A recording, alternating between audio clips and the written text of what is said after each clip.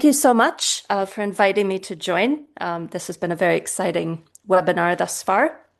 So I'm going to talk a bit today about arts-based MHPSS for children, caregivers, and educators, and how we can integrate this type of an arts-based mental health and psychosocial support approach into education systems.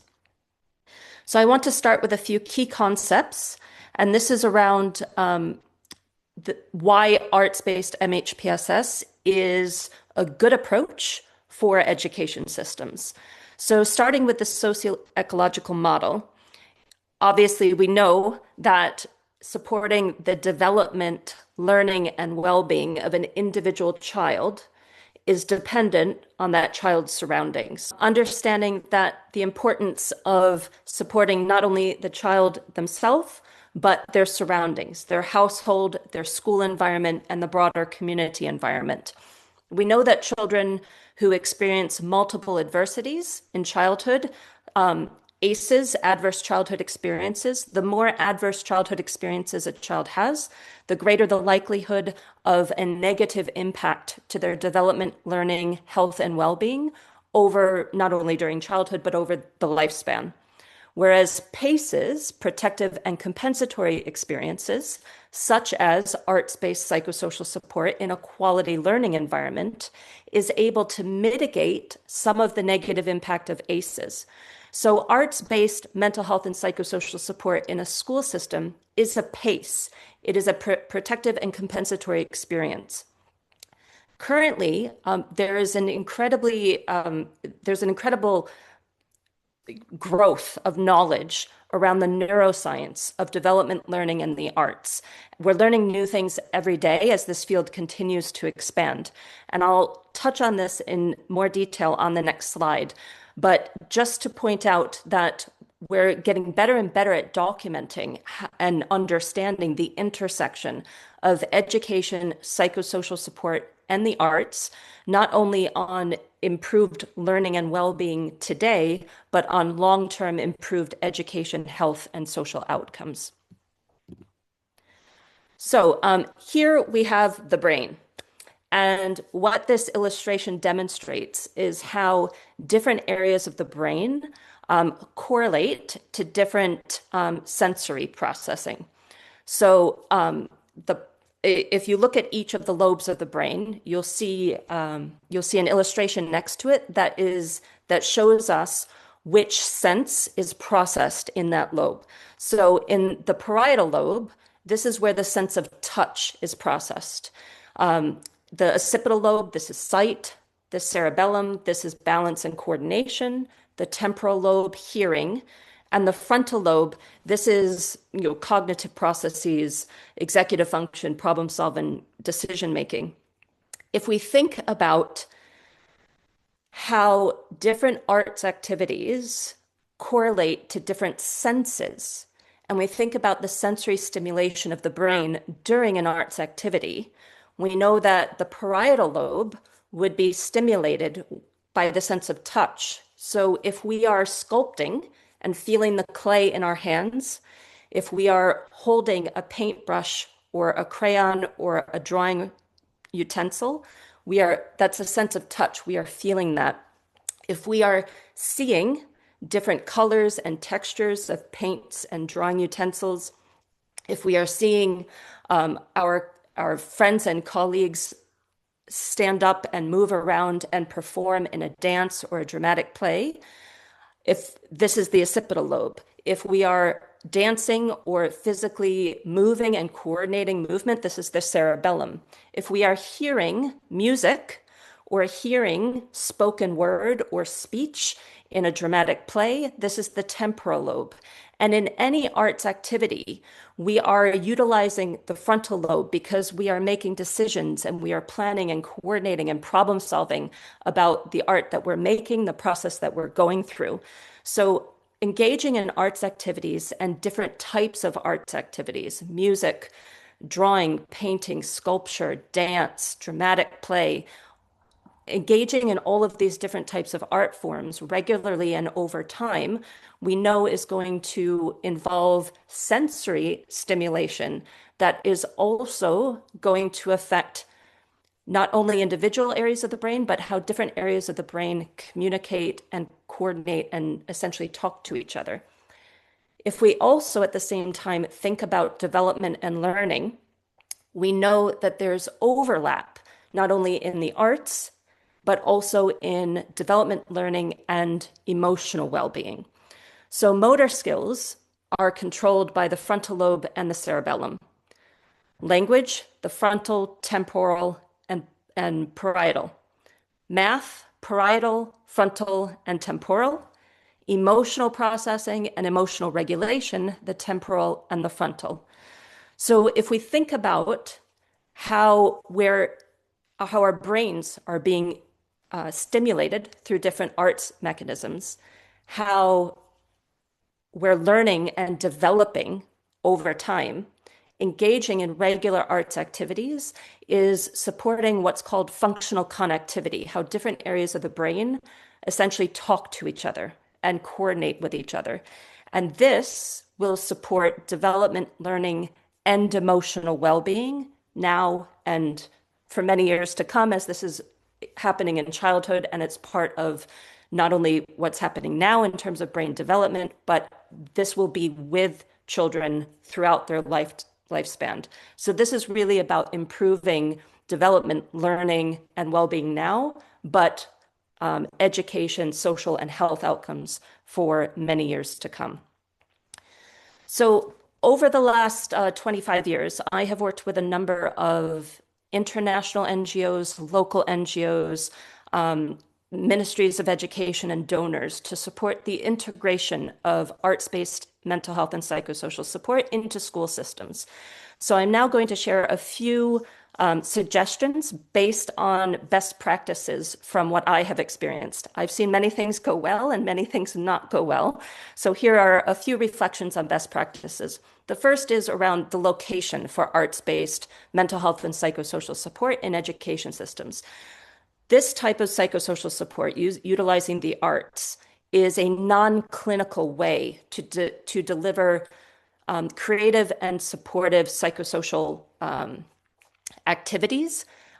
It does not require mental health professionals. Therefore, it is very appropriate for a school setting, and it's appropriate for all ages.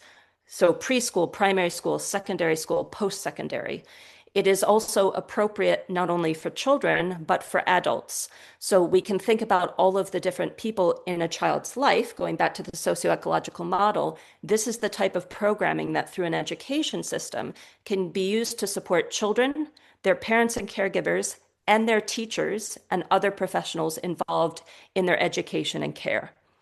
This is also an appropriate approach for alternative learning spaces.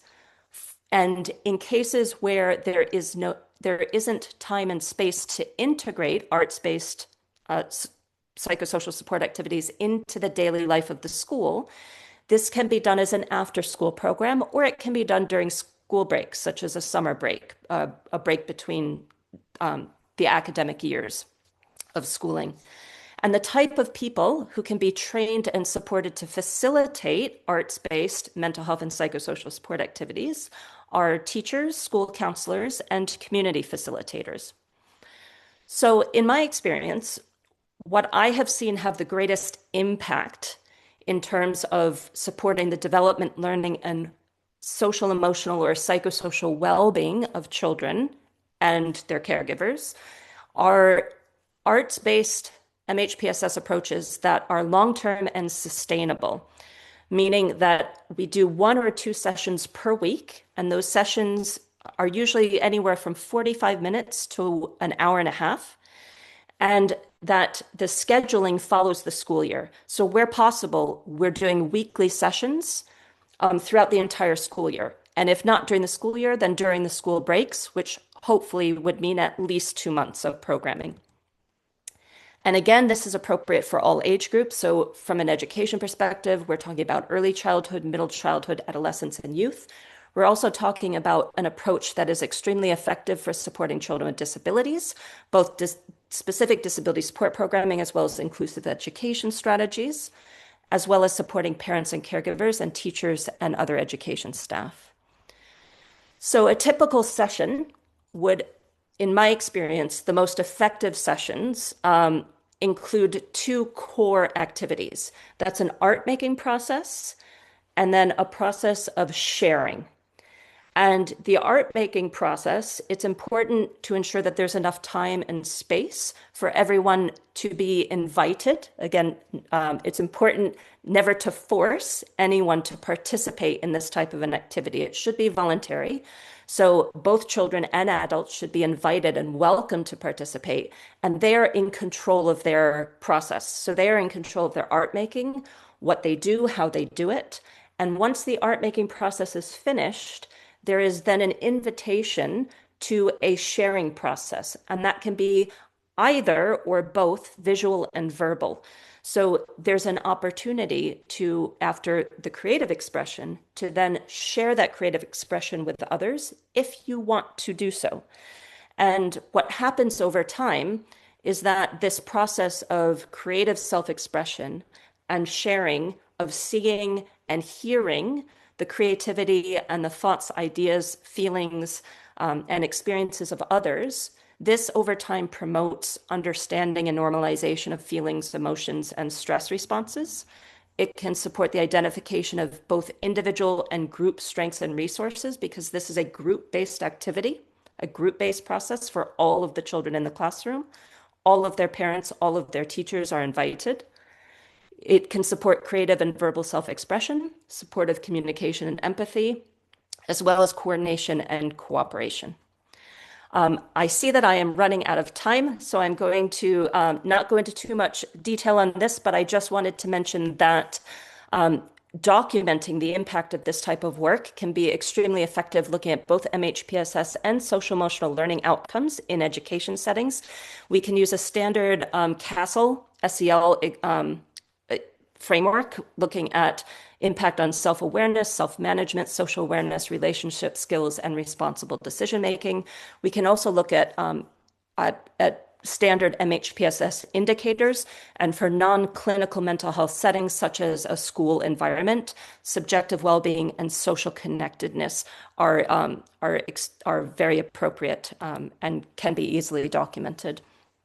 In my experience, I've been part of successful mixed methods research activities that combined focus group discussions, key informant interviews, and surveys to document impact on both children as well as their teachers and caregivers. For children, we have seen improvements on emotional regulation, fine and gross motor skills development, verbal expression, communication, concentration, future orientation, engagement in the classroom beyond the arts-based psychosocial support activity, and school attendance.